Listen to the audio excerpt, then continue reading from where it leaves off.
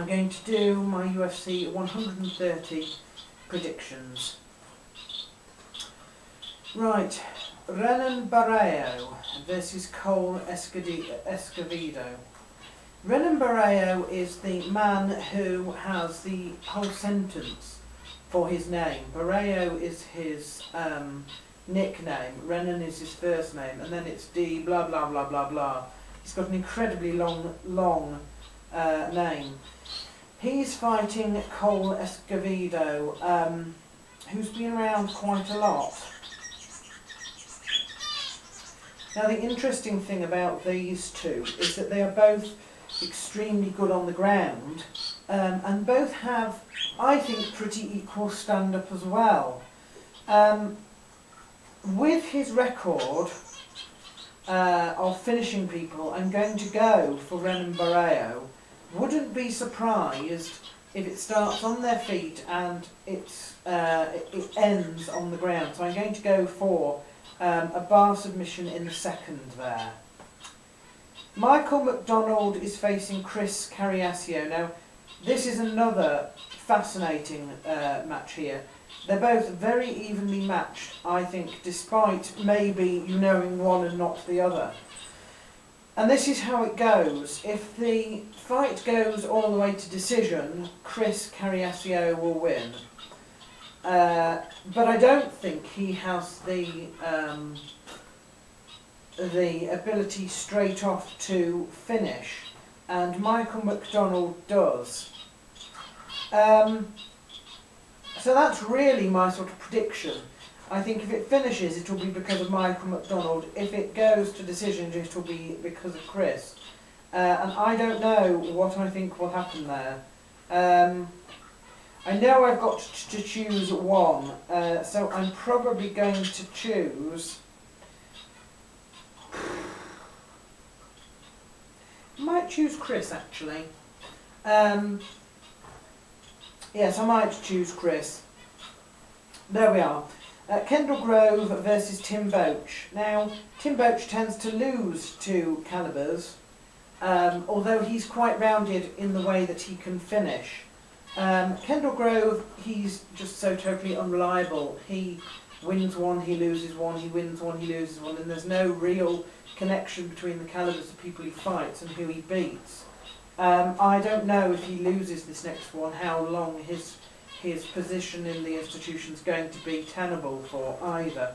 I can't say that I like him particularly, because he's a team punishment person, and I don't particularly like some of the things that I've heard about him.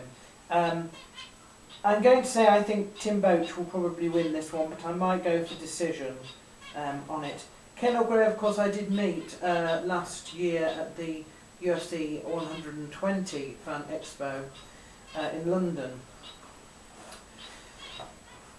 Miguel Torres and Demetrius Johnson. This is a squash match, but it's a squash match that had to happen because Demetrius Johnson managed to legitimately qualify himself. Let me explain. Miguel Torres, former champion, faced a load of calibers in WEC, and his record is 39-3. Demetrius Johnson has a record of 8-1, but he qualified for fighting somebody of Miguel's stature by defeating Kid Yamamoto last time he fought. Bear in mind that it was a defeat by decision. I'm afraid I don't think Demetrius Johnson's going to win this battle.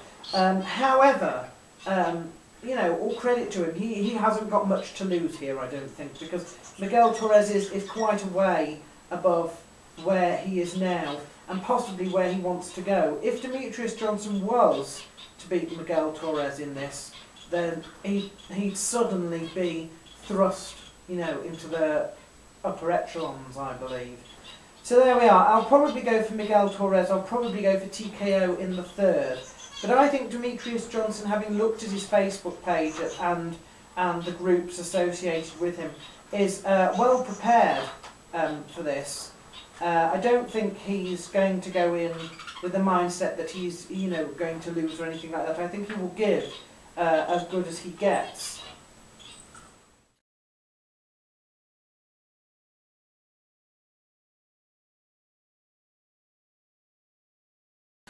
Brian Stan versus George Santiago.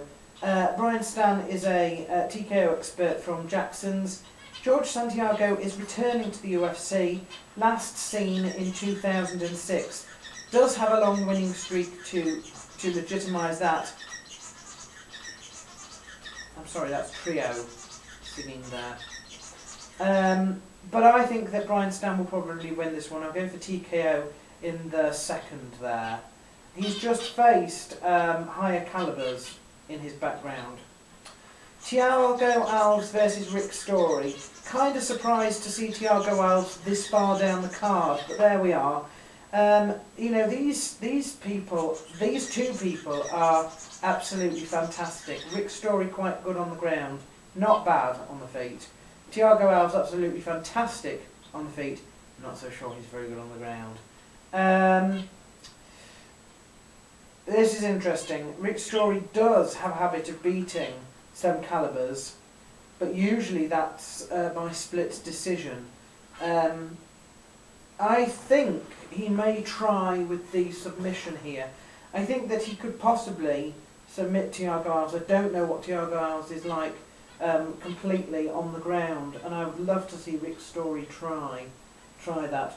I think this could be fight of the night. This is one that could be fight of the night. All these are brilliantly matched. They are. A lot of them are absolutely brilliantly matched. They've done very well on this card. Who do I go for?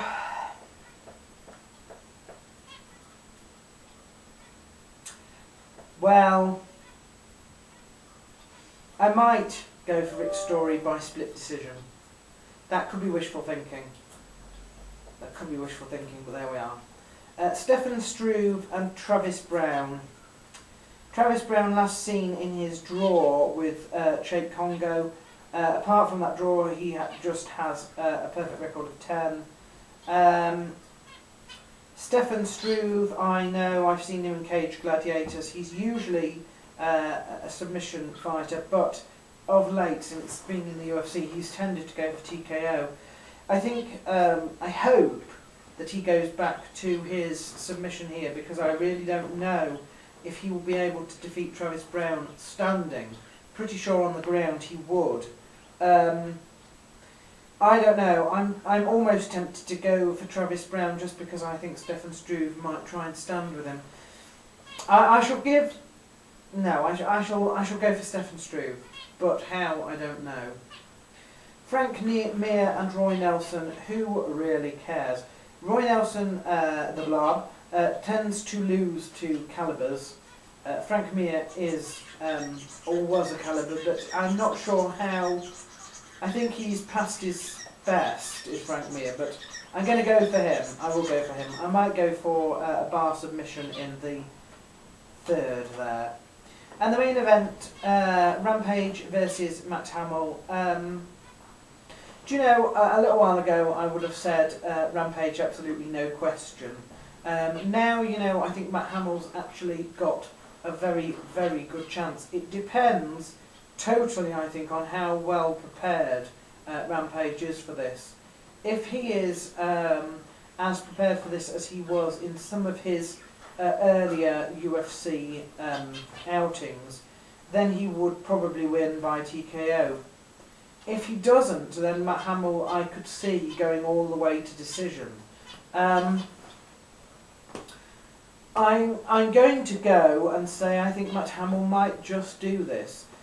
Just because I think Rampage is in a different place now. I think he's really more into acting and stuff like that. I'm not convinced at how long he's going to stay in MMA and whether his heart is in it as much as it was, or his body for that matter.